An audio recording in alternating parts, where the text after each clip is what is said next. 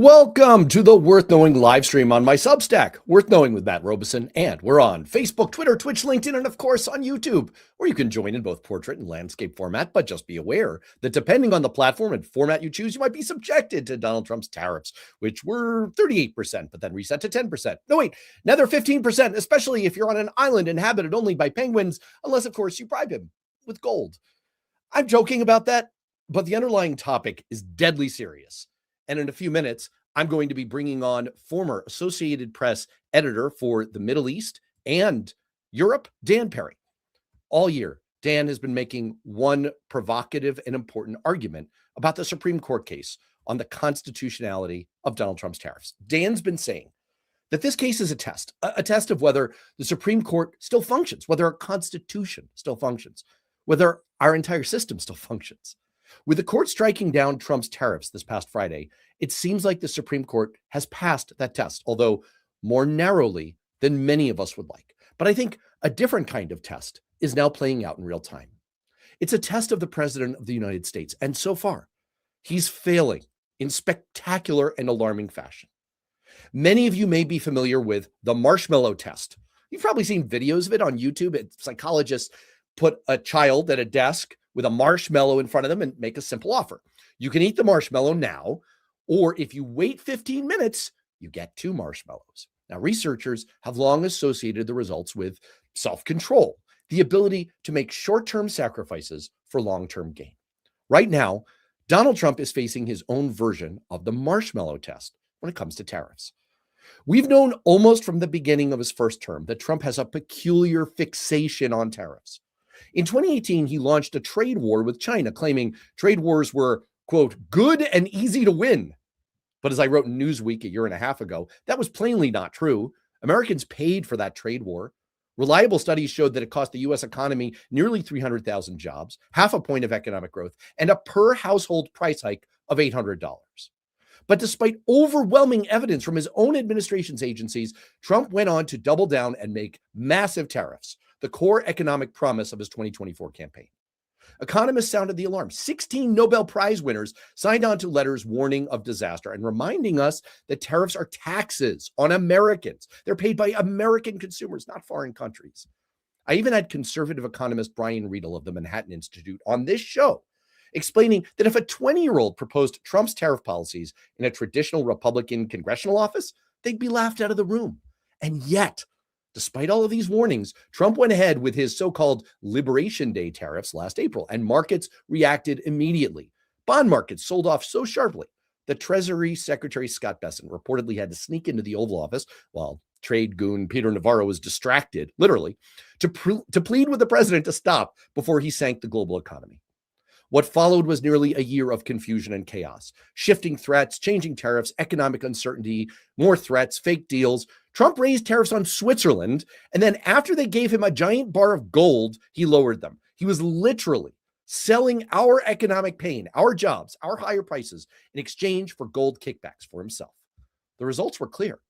Economists broadly agree that Trump's tariffs effectively erased U.S. economic growth in 2025. They were the dominant contributor to inflation, the very price increases Americans have been struggling with. And they helped keep interest rates high, the same interest rates Trump's been demanding that Fed Chair Jerome Powell make lower. And the core justification for invoking emergency economic powers was supposedly that tariffs would reduce trade deficits and bring manufacturing jobs back to the U.S., but the evidence shows exactly the opposite. The U.S. goods trade deficit was essentially unchanged from 2024 last year, and the loss of manufacturing jobs actually accelerated. In other words, the central claims used to justify emergency action were totally bogus. By the way, be on the lookout for Trump to lie about them in the State of the Union tonight. We also now have labor data from Trump's own Bureau of Labor Statistics showing that 2025 was essentially a year without jobs. The U.S. created about 181,000 jobs. Roughly 15,000 per month. That's a statistical standstill, a zero, a well-done nothing burger with ketchup smeared on the wall. And the thing is, the White House knows this. They obsess over polling. They know that only about 1/3 of Americans believe that Trump has the right priorities. They know that voters correctly blame Trump for their economic pain. So on Friday, the Supreme Court placed a very tempting marshmallow in front of Donald Trump. They gave him a face-saving off-ramp, a way out. He could blame them and move on. Just take the win. Sure, there are other legal paths to reinstate tariffs, but if Trump simply refrained from eating the marshmallow, if he allowed the tariffs to die, he would get a much bigger benefit down the road. Lower inflation, better economic growth, more jobs, and more political juice for the midterms. He just needed to contain himself. But of course he didn't. Within minutes, he'd announced new tariffs, first a uniform 10%, then raising it again 24 hours later, 15%. More chaos, more costs, more uncertainty. Exactly what businesses didn't want, exactly what his key political advisors were most afraid of. He didn't just eat the marshmallow. He swallowed it whole and chased it with a bottle of tequila, worm and all. Back in January, I wrote a Substack article called 5-Alarm Fire at the White House, describing that moment during a live broadcast, high-stakes White House meeting with some of the richest, most powerful people on earth, where the fate of nations was up for grabs, where Trump started mumbling about his home renovation and wandered away to the window while VP J.D. Vance and Secretary of State Marco Rubio exchanged what can only be described as stunned horror looks. Let's take a look at that right now, actually. Let's bring that up. And if you, in fact, if you look, come to think of it, well, I got to look at this myself.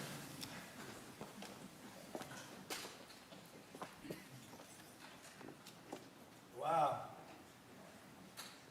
What a view. This is the door to the ballroom. Well, what did you have? In any normal White House in history, an episode like that would trigger immediate consequences. Staff would be fired. Messaging teams would scramble. Senior officials would be thrown under the bus to contain the damage. There would be internal panic about leadership stability, even discussions about the 25th Amendment. That's what my article was about. Well, what we're seeing now is worse.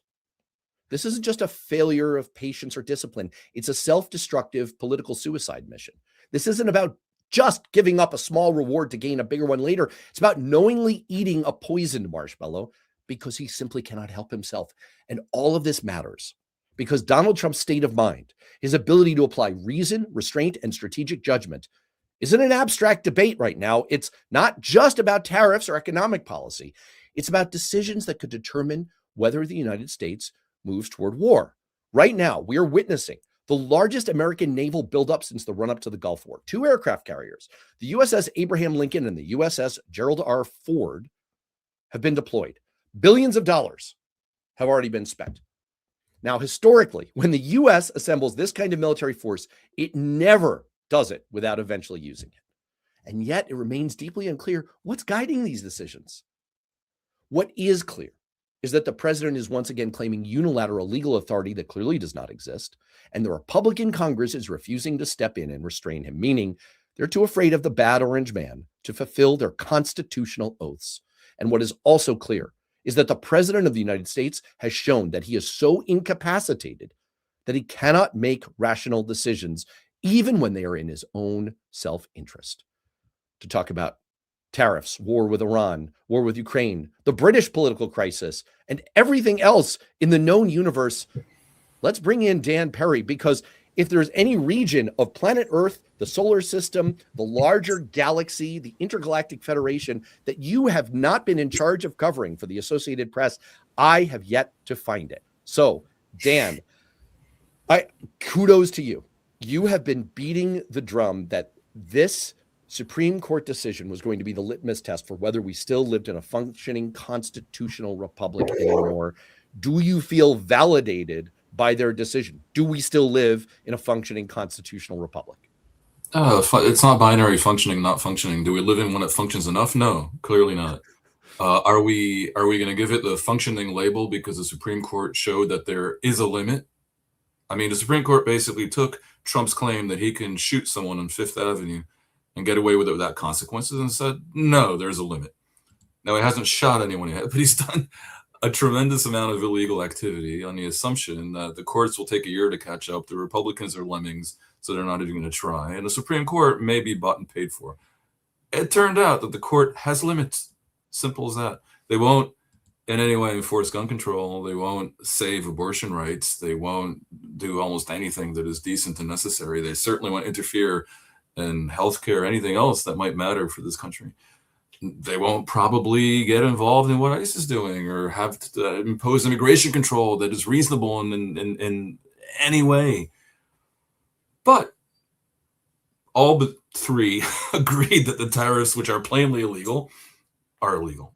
I mean, you look at Clarence Thomas, who, I mean, isn't always incoherent, and you read his argument for it, and you got to wonder, I mean, how Thomas basically said, no, there is no limit. I mean, no, there isn't. You can shoot someone on Fifth Avenue. I'll come up with some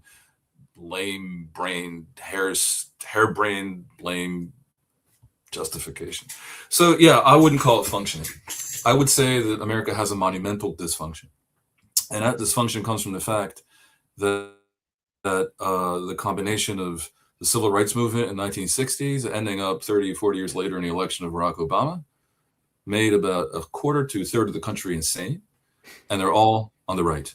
And that means that these people control the Republican Party. And so it has steadily moved in the last 15 years in that direction, ever since the Tea Party's internal victory became clear over Priebus and the other semi-normals that tried to move the party centerward. And now there's nothing to be done. I mean, the Republicans have become an anti-democratic party. They can't be in power.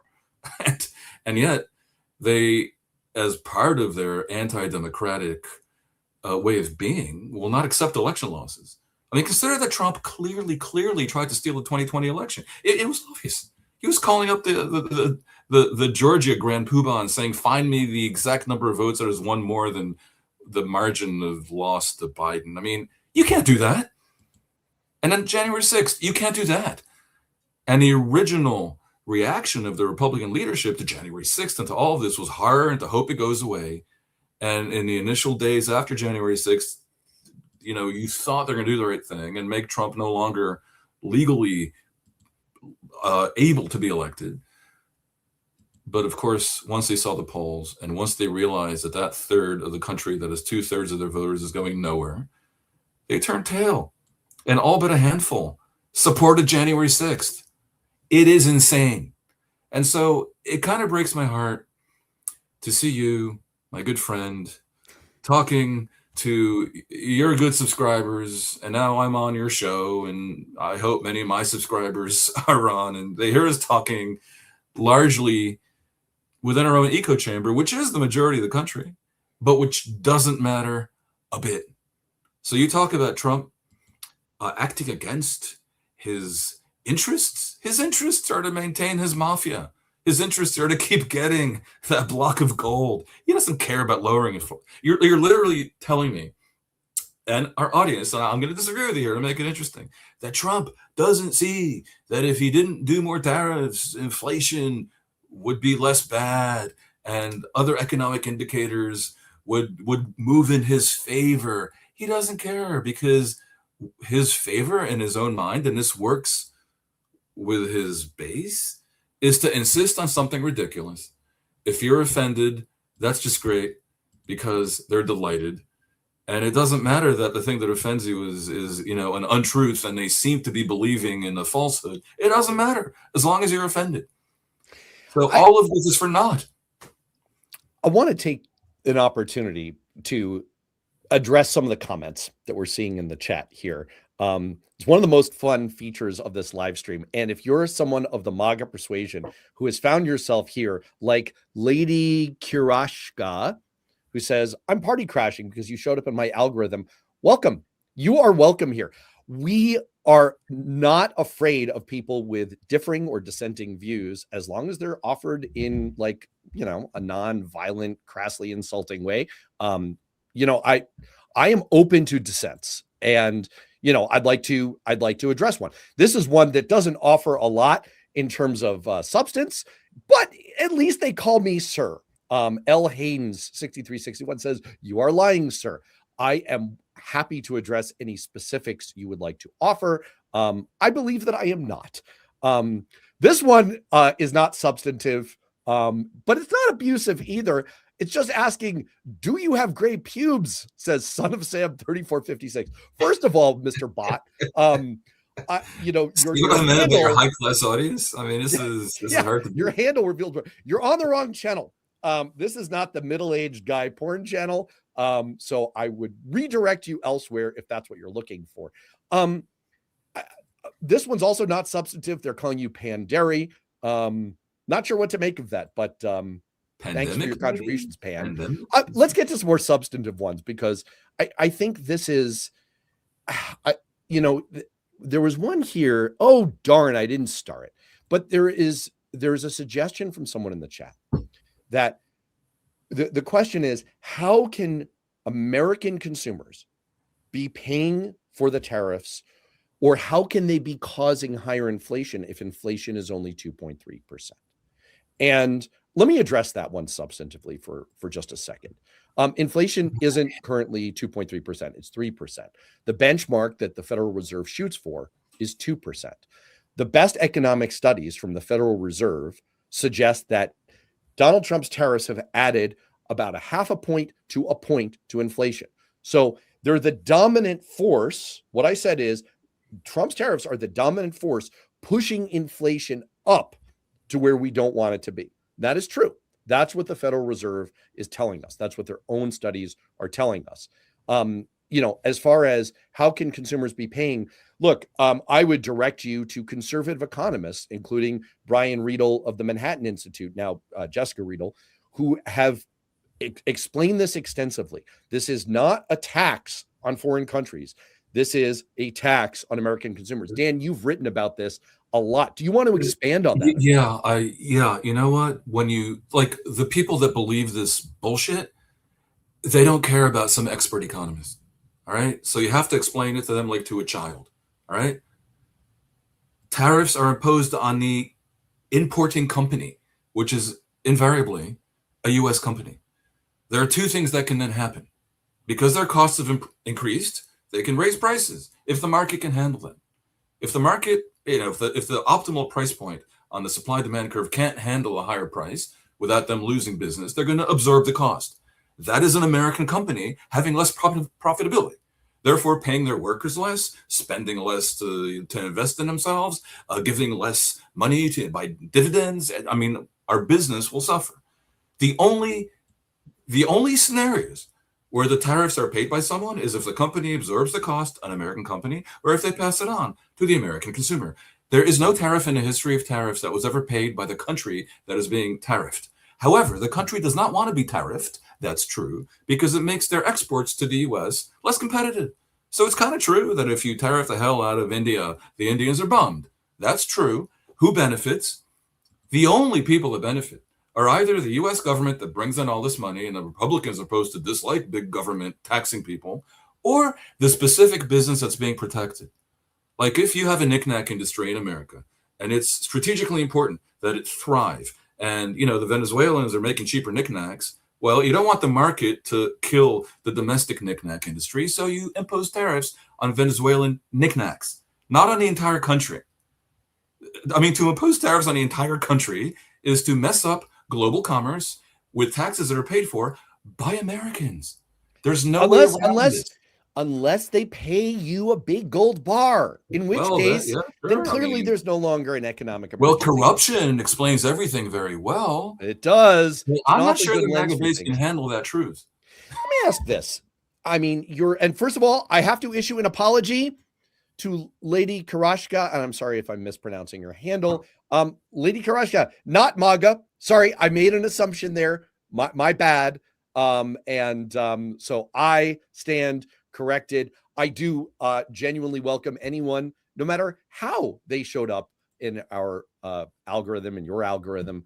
But look, I want to get off of economics for a second. Look, my first job was in economics. I was an econ major. I'm a bit of a nerd for this. I could talk econ all day. Most people not that interested.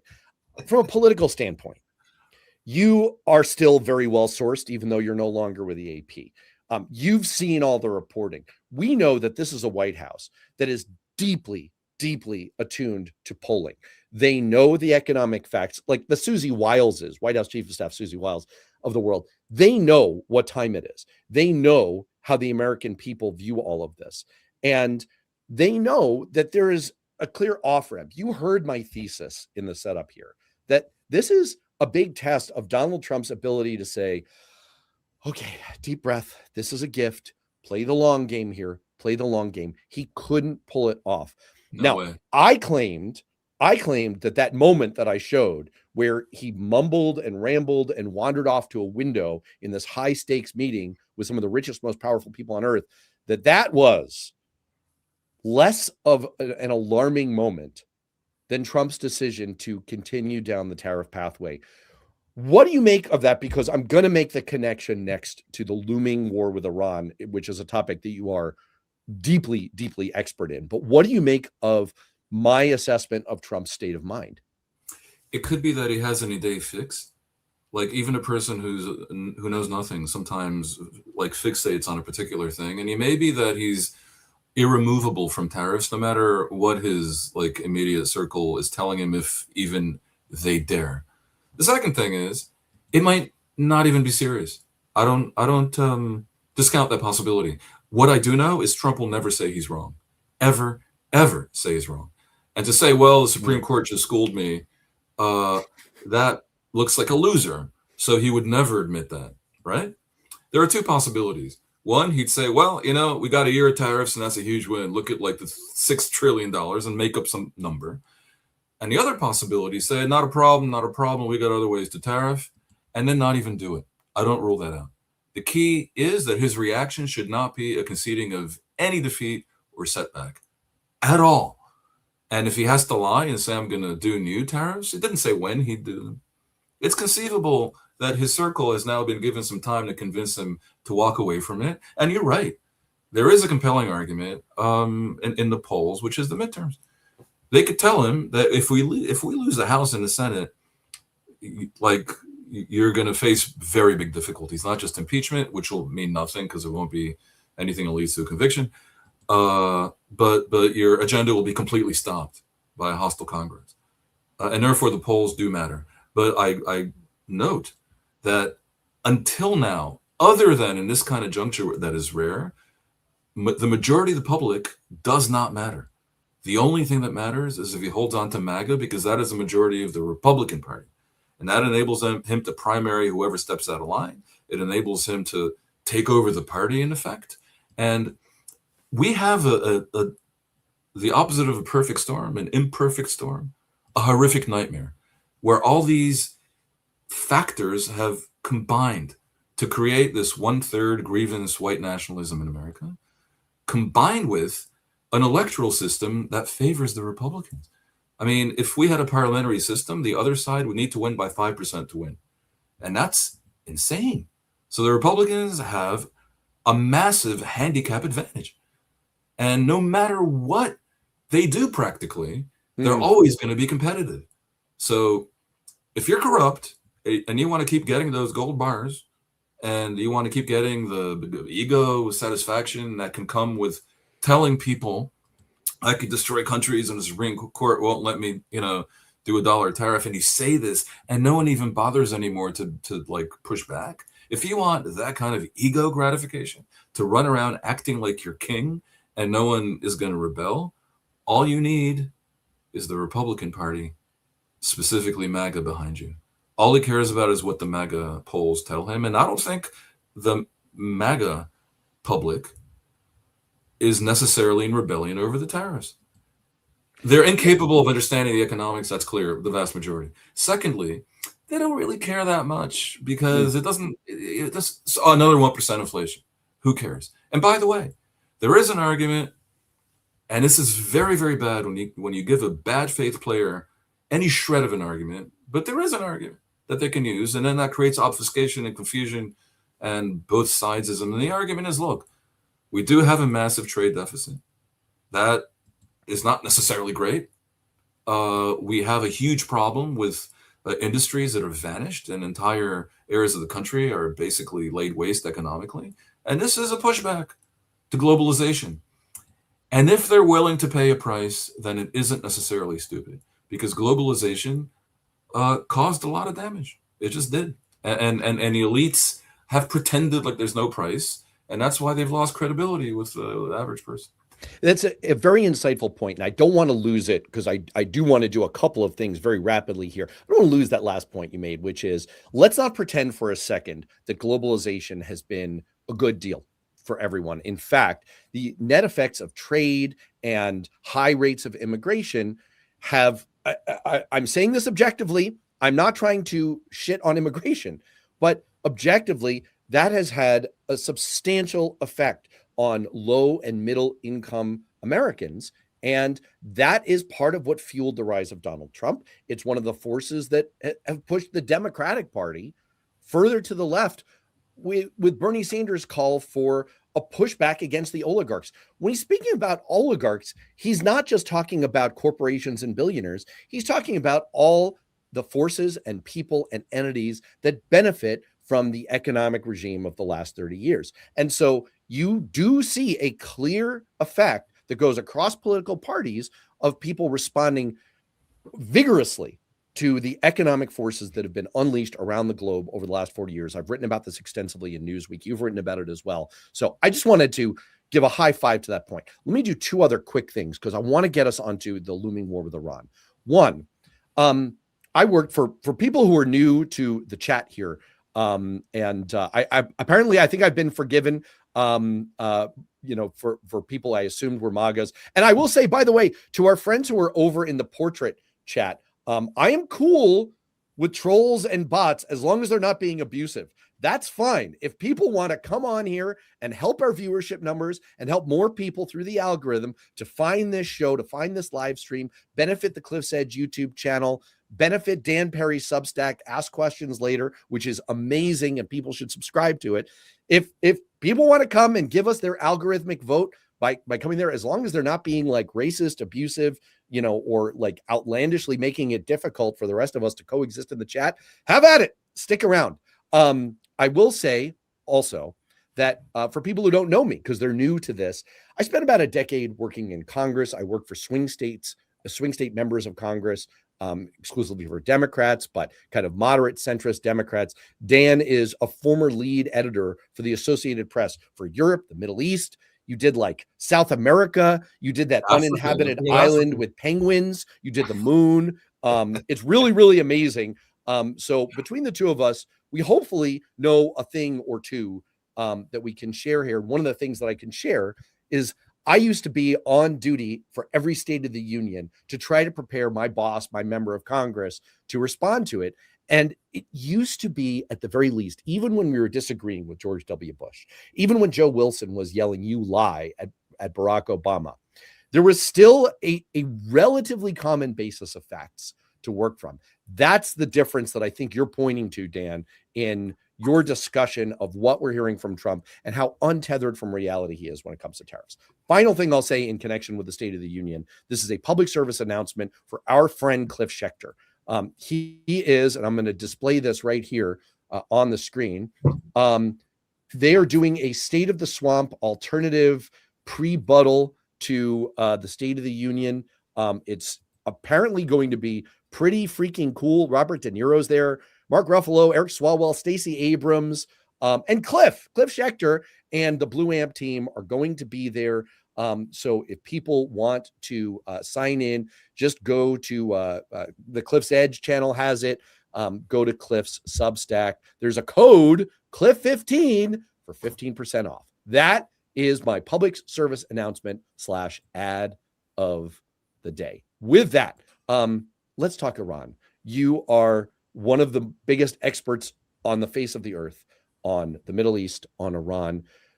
Dan, why are we on the brink of war with Iran suddenly? What is the reason for this?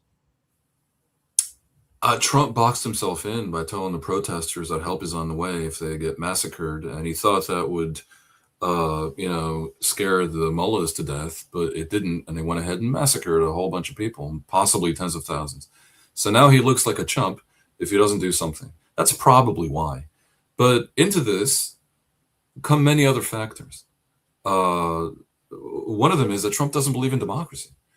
I mean, the December national security strategy explicitly walked away from 80 years worth of bipartisan consensus that the U.S. should promote democracy around the world.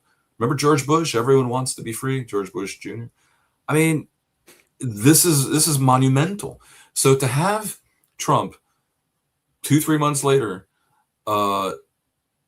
attack Iran to change the regime seems a stretch because he doesn't care about this. Much more likely would be a Venezuela-like move where he does something to domesticate the regime. And then he can get what he wants from them, but there's not much he wants from Iran. I don't think he wants, I mean, maybe the oil, it's not reasonable because Iran's too big and that's not going to happen. But there's something else that needs to be said, which is the idea of regime change, something that Trump may not favor, is something weirdly that I think a lot of liberal Democrats are less against, because liberal Democrats do want evildoers to disappear. Now, interfering in another country's dictatorship requires a very high bar, really high bar. They have to be heinous. So I can't tell you that you never interfere, right? Like with World War II, we basically lament that the US didn't bomb the train tracks to Auschwitz sooner. And that wasn't because of US interests. That was because the oppression of the population under the boot of the Nazis was too great to be tolerated. Does Iran reach that level? Possibly, quite possibly. Borderline, subjective, obviously. The other argument that favors regime change efforts would be if a given country is messing with its neighbors and causing damage outside its borders. Now, Iran has done this in a manner bigger than anyone else I can think of, other than the Soviet Union, but over the last 20, 30, 40 years, they're tops. They have spread mayhem all over the Middle East with these militias, from Hezbollah, the Shiite militias, to the Houthis in Yemen, to Hamas and Islamic Jihad. They propped up Bashar Assad, which was a terrorist regime with the country, terrorist group of the country. They're horrible. So the idea of removing the regime is not necessarily stupid. The question becomes, it's not crazy on the face of it. Question becomes, what is the cost? What is right. the cost? And is it possible? And this is a discussion we can have. And what are the unintended consequences? So, yeah, well, that's the so cost. let me ask kind of a two-parter. Actually, I'm going to lead with a question from the chat, because I do like to prefer questions from people in the audience who are participating. Sonata 909 asks if this whole buildup in Iran or in the Gulf Coast, is it a bluff? Is that possible in your mind? Yeah. I mean, generally, the idea of saber rattling might mean that you're merely intending to rattle. For that to work, Iran would have to give him something that he can then spin as a huge victory. And I think that's what they're trying to do as we speak. Iran tonight, tomorrow, is going to be handing in a proposal. And I bet you that if Trump sees any way to present that as a huge, unprecedented, colossal victory that Sleepy Joe could never have done, certainly not Barack Obama, even if it's identical to the JCPOA that Obama passed in 2015, that Trump idiotically walked away from in 2018, he might. And then our commenter might conclude that indeed it was a bluff, you know, but not exactly a bluff. He threatened to attack, and then they gave him something. The question is, will they give him enough? My concern is this. He does attack, and then he suffices with some deal that is not materially different and not worth the damage of an attack, and includes, unfortunately, sanctions relief that gives the regime more life and runway. All of this for Trump's ego so he can claim he achieved something amazing. That's not worth it. Better than a war that leads not to regime change, better even than a deal of any kind with these guys that gives them sanctions relief, is a continuation of maximal pressure. I mean, my prediction is he's going to attack so that he can end the attack, claiming that he ended another war. Therefore, now he gets the Nobel Peace Prize. That's 17 wars now. 170 verified wars. There are over 2,000 wars, a 9,000% decrease in wars. Yeah, what worries me most is the unintended consequences, the lack of foresight. You know, we saw Tom Rick's book Fiasco about Iraq, that it is so easy to foresee the military phase. It is so hard to foresee all of the ends and to really at a detailed level look. But look, to be fair, that would always be an argument for inaction, right? That is true. That is true. So I would hope. Do you think, I mean, look, people have figured out by now that we are both anti-Trump.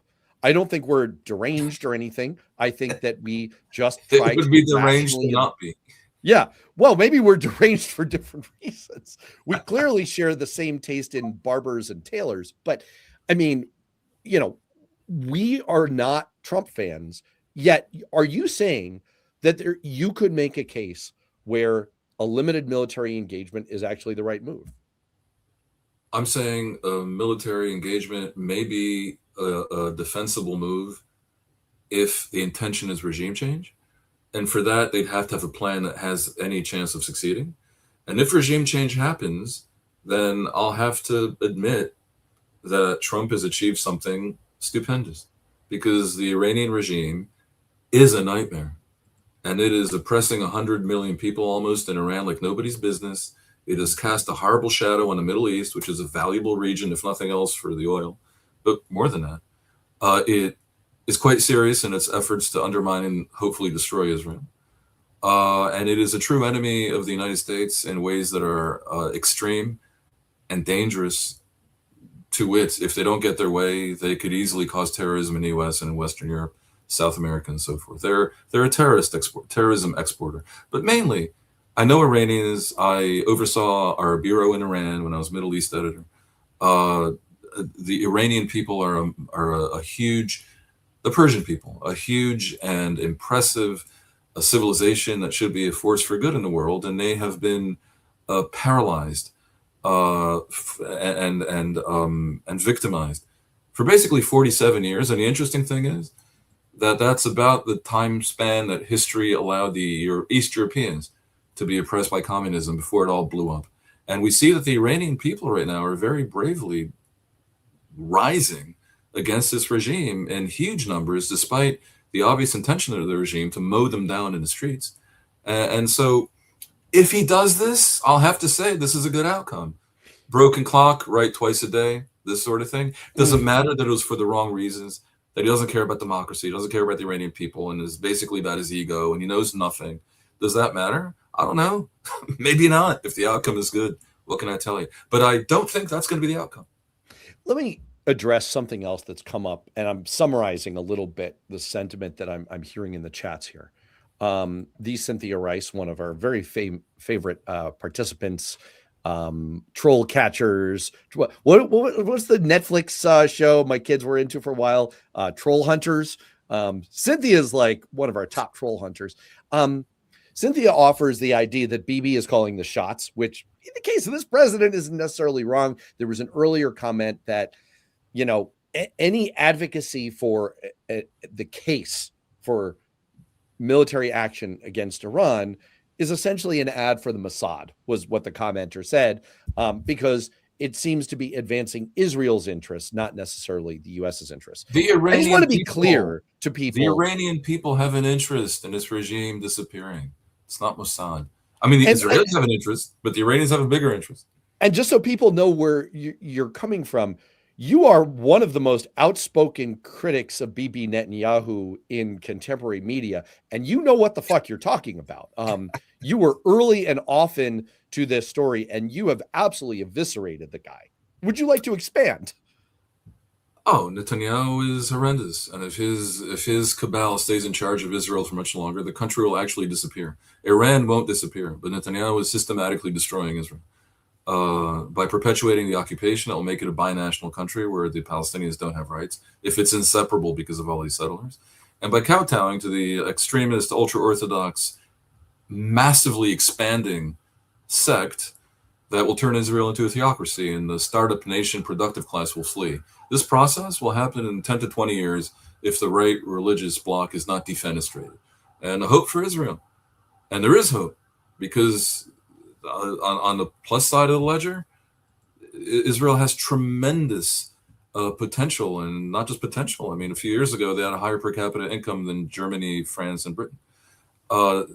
It's a global center of technology, and it's quite a vibrant and very amazing country. But Netanyahu is destroying it. So whereas the Iranians will eventually get rid of the criminals that call themselves the Islamic Republic, and America will hopefully get rid of this mutation of the Republican Party, Israel simply won't survive Netanyahu and his mafia. It just won't. I mean, countries have disappeared. I covered personally Czechoslovakia, Yugoslavia, the Soviet Union. These are countries that no longer exist. So huge geopolitical convulsions can lead to state entities evaporating. Now, viewers and listeners and readers may think it's inconceivable that Israel would disappear. I'm telling you, it's not inconceivable, and Netanyahu would be signed on that bill. So that's that's for Netanyahu. But he's not wrong about Iran. Not Iran, the Iranian regime. They Right. really are horrendous, and that's the challenge. Because look, I don't wake up in the morning thinking I gotta bust the balls of Trump no matter what I do. I mean that would be infantile of me. So every now and then, if he does something defensible, Right. I'm gonna call it that way. Not such a big challenge because it doesn't happen very often. I mean, if I look at the ledger on Trump threatening to invade Greenland, a NATO country, Denmark, expressing utter indifference to our allies, kissing the ass of dictators, loving Putin, claiming Ukraine started the war, starting trade wars that, as you said so eloquently at the top of the hour, are very harmful to the American economy, lying to everyone all the time. And think of the bad karma. I'm trying to look for something simple, that no matter how much of a simpleton you are, you'd get it. He wants to shut down a Department of Education. Now, you tell this to a foreigner, and they're like, ¿Cómo puede ser eso? I mean, no one can, so they have arguments about the wokeness and about the money and how it's not necessary and how it was actually weirdly only recently established in the 70s or whatever. I get it. But if you care about not looking like a moron, if you are going to talk about shutting down the Department of Education, you make a convincing case. Like you say, I know it sounds bad, but here's why it's good. They don't even do that. Yeah. They're happy to take the hit in saying, I want to shut down the Department of Education. We don't care education. Education is bad is the implication. That is an avatar for Trump. And it's generally speaking unbearable. But on Iran, if he removes the regime, you got to give him that. I want to pull on a couple of threads that came up a couple of minutes ago. One is a comment that just made me laugh out loud. I didn't follow this. Somehow in the chat, there was a discussion of 7,000 shekels. And then Shah Mashuk 9524 said 7,000 shekels for these goys with 2 laughing emojis. I assume we're the goys involved. Look, I'll out myself. I'm Jewish. So Mazel Tov on your sick burn there, or maybe that wasn't a burn. I'm not sure I understand it, but I guess I've just been called a goy. So fun. More to the point. I've been called a goy too. It's fascinating. Matt Robison. Yes, Robison. Fun fact is derived from my my ancestor who arrived in Baltimore Harbor about 150 years ago. And didn't speak much English, but he was able to get across that he was a rabbi's son. So there you go. So I want to go back to something very insightful you said a few minutes ago about the dissolution of functioning democracies. You talked about leading coverage for the Soviet Union, Czechoslovakia. I can't remember all of the examples that you threw out. And you were saying this in the context of Israel and the possibility that Israel as a nation could collapse. And I think the other common thread that you're suggesting here isn't just multinational forces.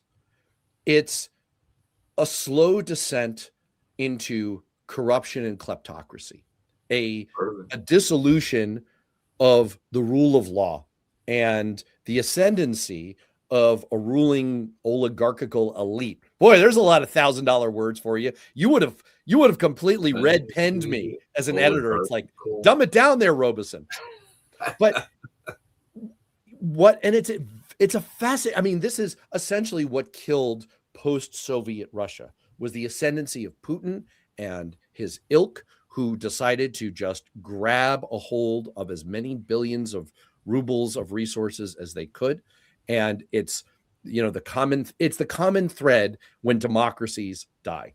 So in that vein, I wanted to ask you about the stunning contrast that we've seen over the last week, the potential collapse of a government in the UK over the Epstein files and the issue of corruption, former Prince Andrew being arrested because he leaked secrets, the former ambassador to the United States being yanked and arrested because he potentially leaked material to Epstein, and the whole government potentially being brought down because of the Epstein scandal and the shocking contrast to what we're seeing in the United States. Why, having led coverage for Europe and being an American and being intensely aware of the American political situation, why the contrast, Dan? Why is this a government-ending scandal in the UK and not one in the US? Well, the simple answer is the U.S. government cannot be ended. The framers of the Constitution that we've turned into demigods specifically intended for there not to be a monarchic presidency. So they built in all these checks and balances that have fallen apart.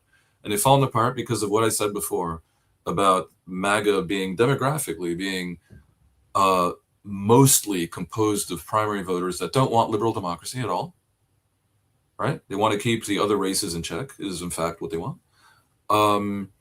And Trump's discovering that he can use that to turn Congress into lemmings, and the courts will take a very long time, and to ever end illegality. And there's no way to bring him down because the people in Congress in charge of bringing him down are too afraid of their own voters. You said at the top of the show they're afraid of the orange man. No, they're not.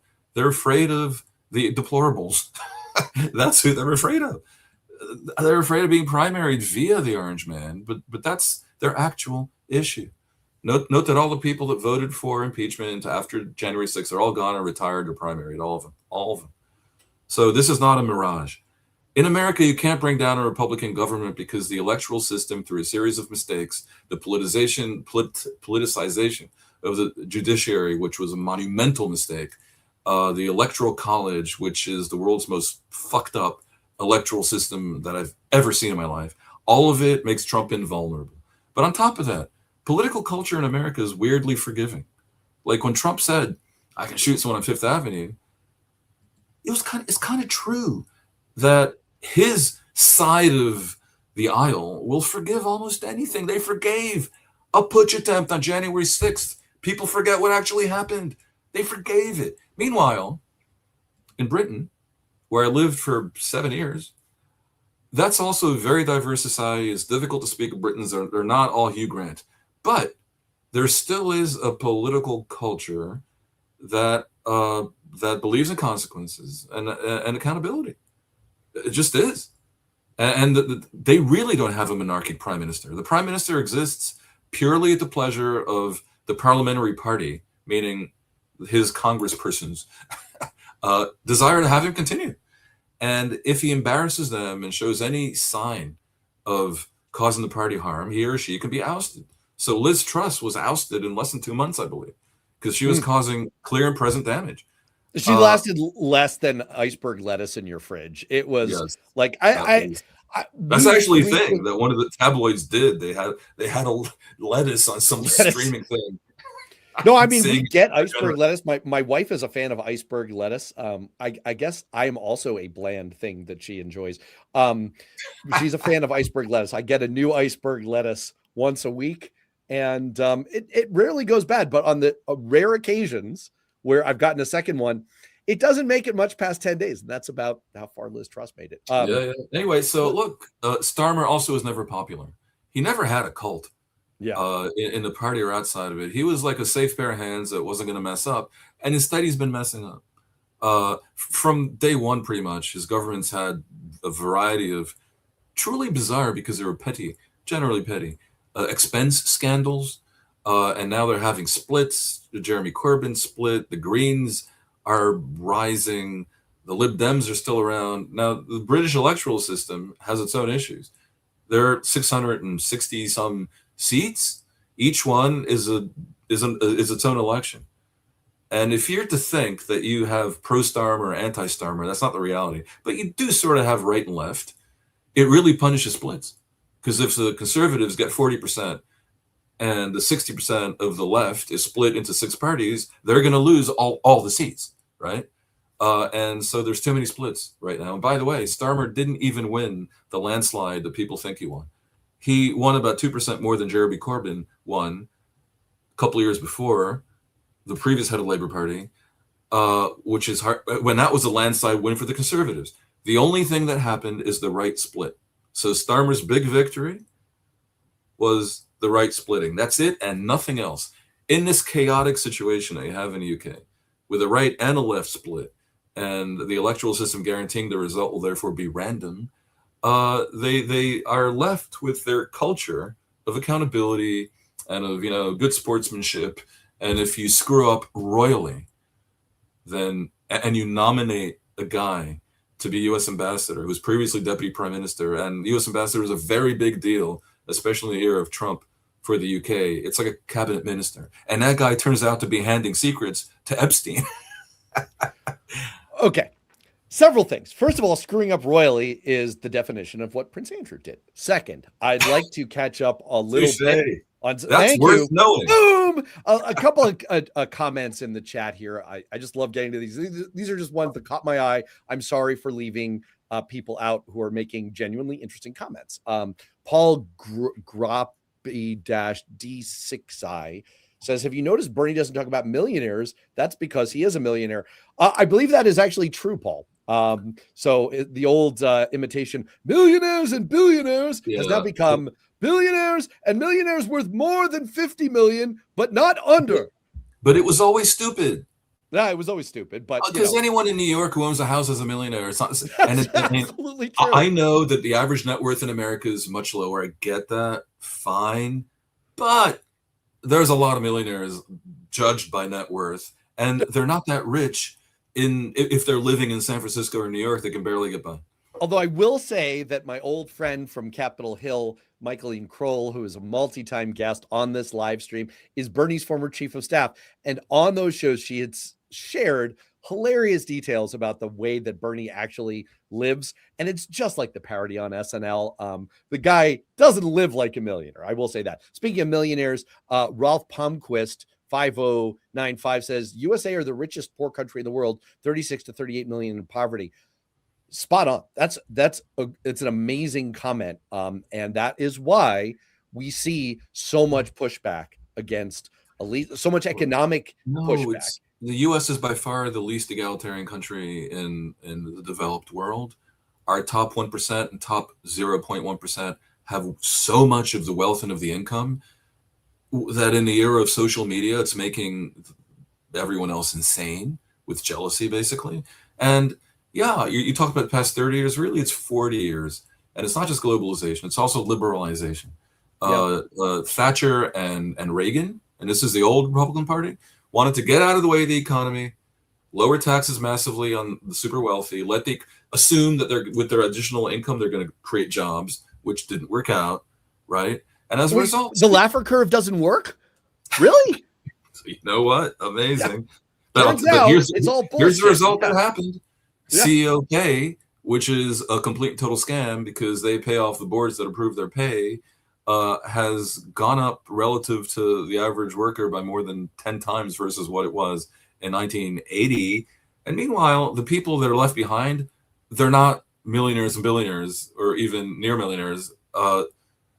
A huge amount, a proportion of the U.S. population doesn't have $1,000 in the bank for an emergency. About half the Americans never been abroad, don't have a passport. The commenter is right. It is the richest poor country in the world. By the way, you notice it. I travel around, you notice it. I mean, you go to Europe and Americans think Europe is done and Europe is, become Saudi Arabia. No, man. Europe is quite nice and it doesn't look like a piece of shit. And you use public transport in America and you'd be pining for Europe if you've ever been there.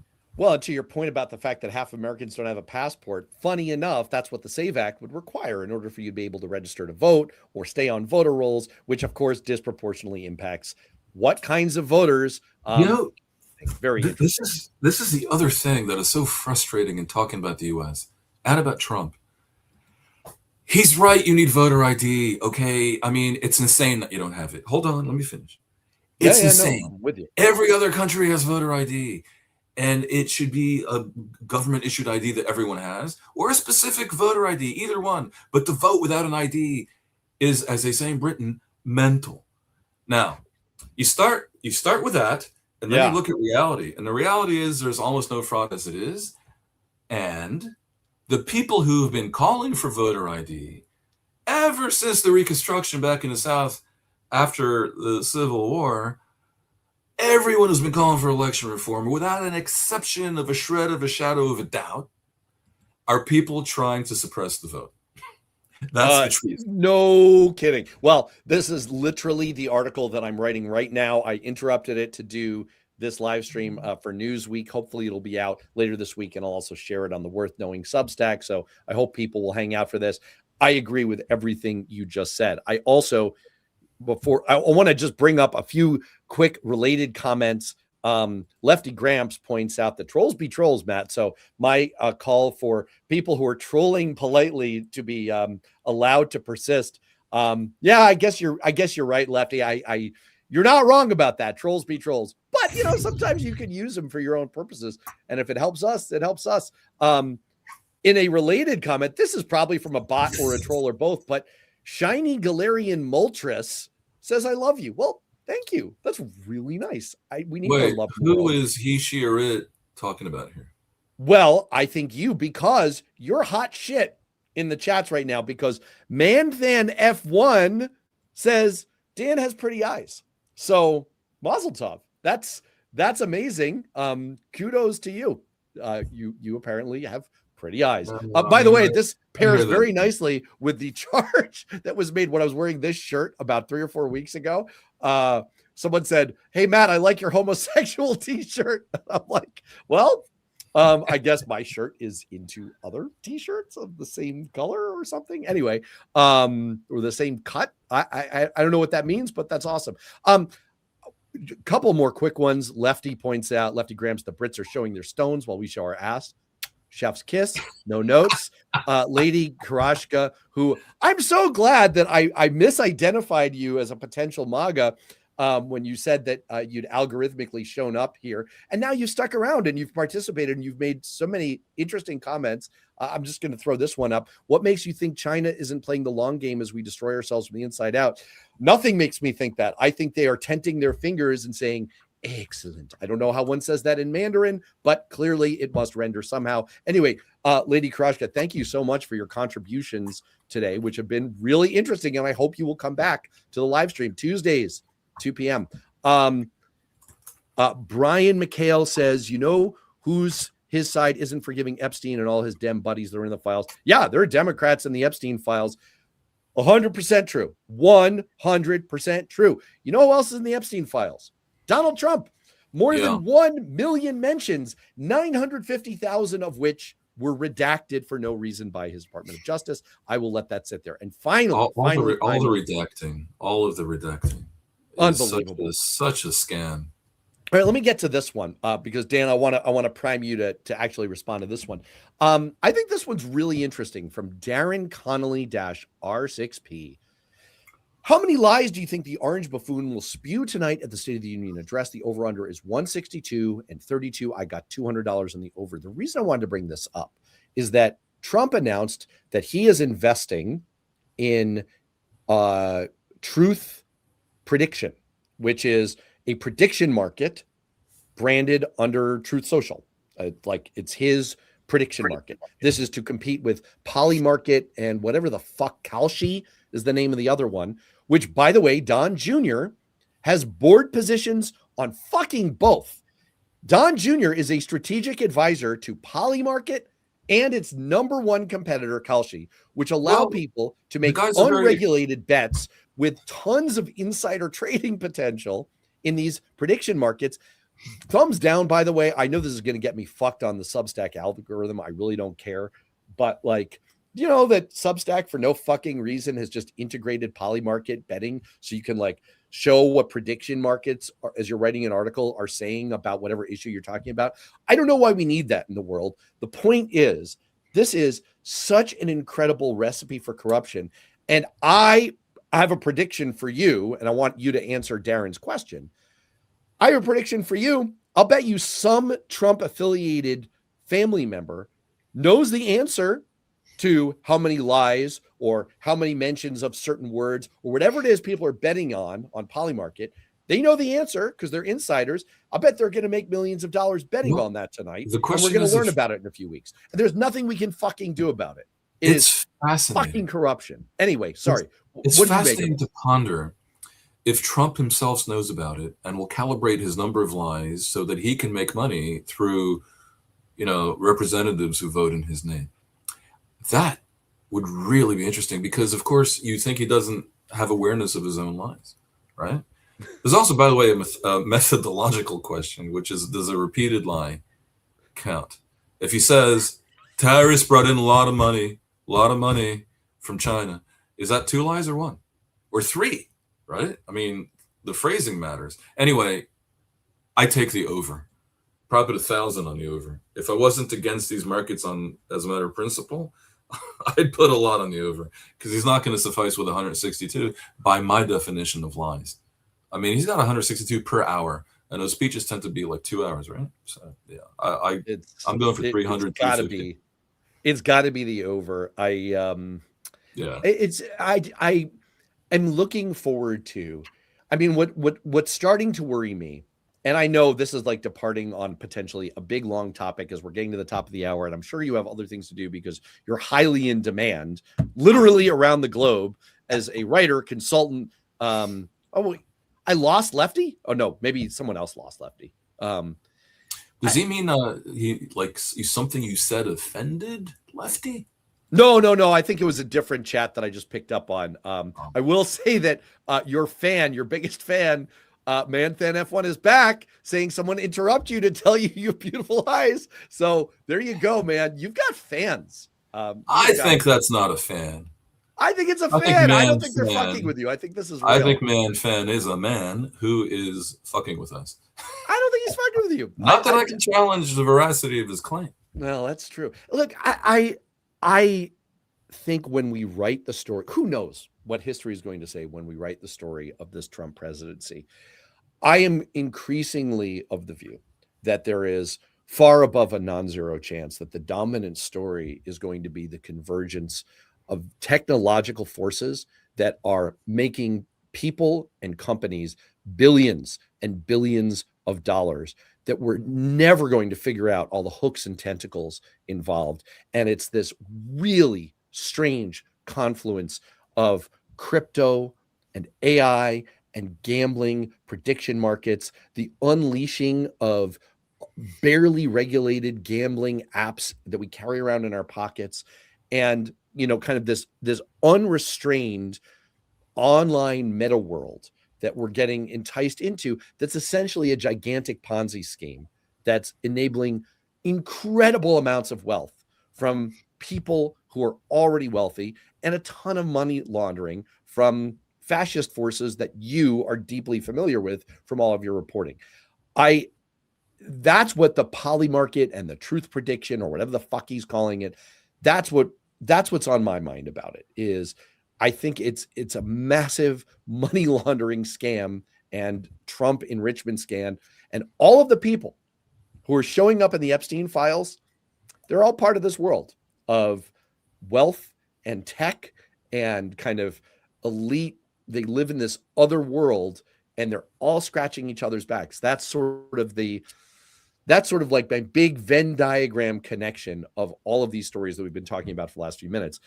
And I think we're going to be trying to untangle it if we survive the next few years for years and years to come. I'm a bit less conspiratorial. I think Epstein may be a singularity the way Trump is. I mean, he's just this weird thing. Of course, there's the global super rich and a political elite definitely are capable of such a thing. But generally, just like our system allows a person to act like a king, generally doesn't happen. So somehow Epstein happened and Trump happened. Does the fact that they happened reflect something different or bigger? Maybe. I would say, the singularity, when tech becomes more powerful than man, you can define that different ways, but we may be approaching a point where tech causes more harm than good. And I don't want to believe that. My own studies up to the PhD level are in computer science. I am in no way blind to the amazingly valuable, contributions that tech and computer science in particular have brought to the world. But at this point, you can clearly see the negative. If AI puts everyone out of business, like everyone immediately, then that's bad for society.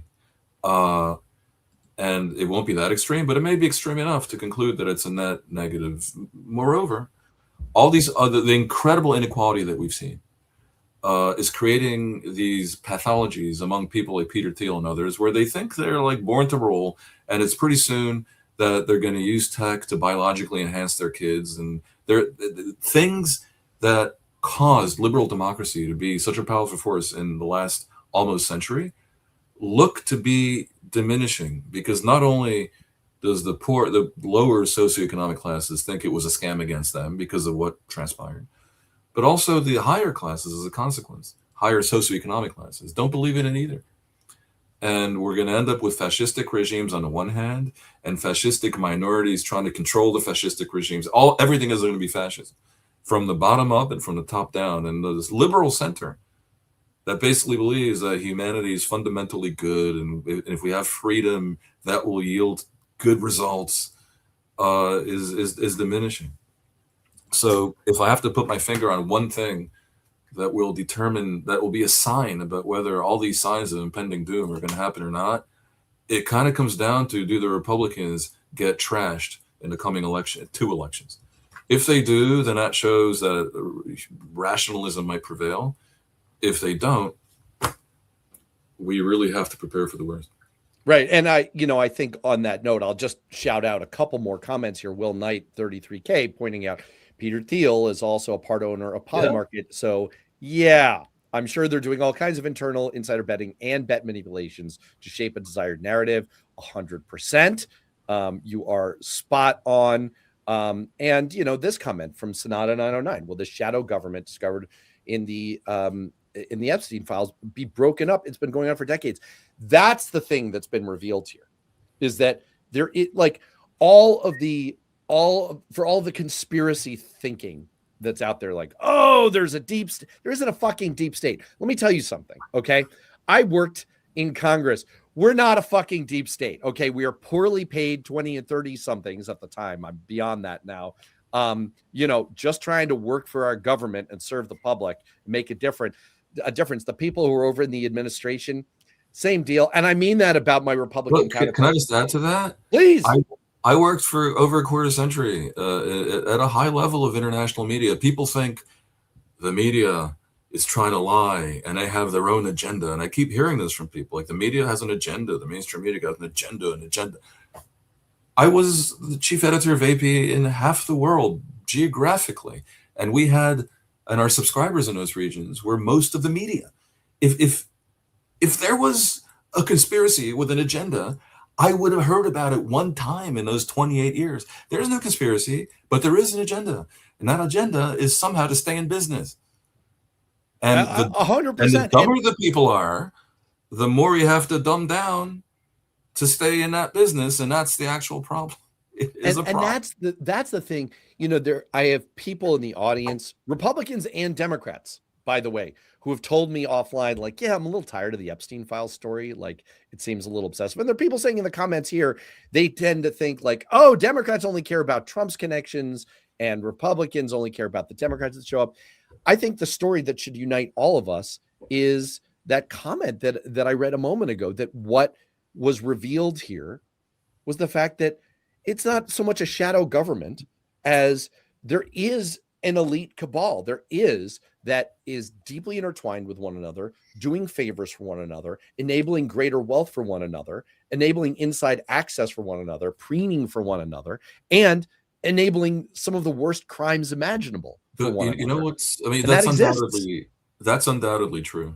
And I spent years going to Davos, the World Economic Forum, and really being on the inside of this. Never got invited to these parties, unfortunately, but you can tell that the Davos man really is a thing. And for a while they were feeling very superior, and that pissed off everyone else. And that Trump is a reaction to that. But my problem with this focus on that, for real, is that it serves the dark side in the following way. it makes people say, yeah, well, everyone is a liar. They're all liars. They're all corrupt. They're all criminals. And that's not true.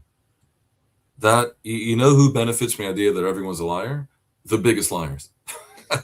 Who benefits from the idea that everyone's corrupt? The ones who are truly deeply corrupt and incapable of behavior, like we see from Trump. All this stuff you're talking about. Do you remember Trump is just going to put out a polymarket version on True Social, which is his social media network? Do you remember when the president wasn't supposed to run another business because they might use it to profit off the office? As late as 2016, Trump is going through motions, at least pretending like he's going to, give up all his businesses. That's not even happening anymore because norms have disappeared. I mean, well, this is the essence. This is the essence of the swift boat technique: is to charge your opponents with that with which you are yourself guilty, and to get there first. So Trump claims that the elections are rigged against me. Oh, it's so rigged. I know you're the world's biggest victim, crybaby. And it turns out that Elon Musk is sending pre-filled out voter application forms to voters in Georgia, right? Like, if you're corrupt, accuse your opponents of corruption. If you're lying, accuse your opponents of being liars. And it's the same playbook over and over again. We've belabored this. I think we've gone about as far as we can stretch your capacity to go late in the evening and to over. My head is about to explode, man. But it's I know so let's get you out, all of us out, on a couple of quick important things. First of all, one more comment here from a troll at one less than you says, another weak, uneducated liberal. First of all, I'm overeducated, not uneducated. Okay. And I can bench more than you, bro. Second of all, Dan Perry, I mean it. Ask questions later. You can only subscribe to so many Substacks in the world. Make this one of them, because you are really killing multiple birds with one stone. You're getting the whole world of insight in Ask Questions Later for the price of one Substack. It is really, truly worth it. So they got to do 3. Everyone should be subscribed to Worth Knowing, Cliff's Edge, and Ask Questions Later. That is true. I'm shilling for you right now. No, my shilling for Cliff is show up to he is at this defiance.org/State of the Union. He's selling merch. He's doing stuff. This sounds amazing. Robert De Niro is going to be there. I just had COVID and I rewatched the whole Godfather, and it's just, it's amazing. Godfather Part 2. Anyway, Mark I love the ridiculous line. It made me look ridiculous. Oh my God. And a man in my position can. Let me tell you something, my Kraut Mick friend. Oh my God. People don't talk like this anymore, but it's fucking amazing. It's absolutely incredible. A man in your position cannot afford to look ridiculous. Ridiculous. I am Matt Robison. You can find me worthknowing.substack.com. If you like to walk around old-fashioned style with your podcast in your pocket, you can find us at beyondpoliticspodcast.com. All right, Dan, thank you so much. For everyone out there, survive the State of the Union. Go to Cliff's thing or don't. Watch The Godfather Part 2. Take a break from the lies, defuse. Oh, yeah. Try to make it. Try to hang on another week. I'm fascinated by the idea that Don Jr. is trying to get Trump to say more lies but Trump doesn't know their lies. I want to know what that looks like. Talk more about the tariffs, whatever, because there's a lot of money in it. Anyway, by the way, can I just make a plug for my please podcast, Critical Conditions podcast, co-production with the Cosmopolitan Globalist. We should have you on, actually. I would love. Let's do it. It's a home and home. It's let's Perfect. Absolutely do it. And I hope people, by the way, while we've still got everyone before we go, we've had an awful lot of Republicans and Democrats in the chat tuning in here today. I do a Friday show. It's on Worth Knowing on YouTube and on my Substack with a Republican also named Matt. He is a Republican political operative who has run Senate campaigns for some of the best known Republicans in the country. And, we try to make politics fun again. This doesn't have to be dreary, awful, a death slog. It can actually be kind of upbeat, urbane, factual, interesting. We try to have a good time with it. So I hope people will check Is the that out other as well. Mad MAGA? No, he's not a MAGA. He is See? trying to reclaim the core. He's a Reagan Republican. He's a good old fashioned, which MAGAs would call like a cock these days, but you know, it is what it is. Poor All guy. right. Poor guy. Hey, thanks so much, everyone. In the meantime, I'll see you next week. Stay safe. Be well. We'll see you soon.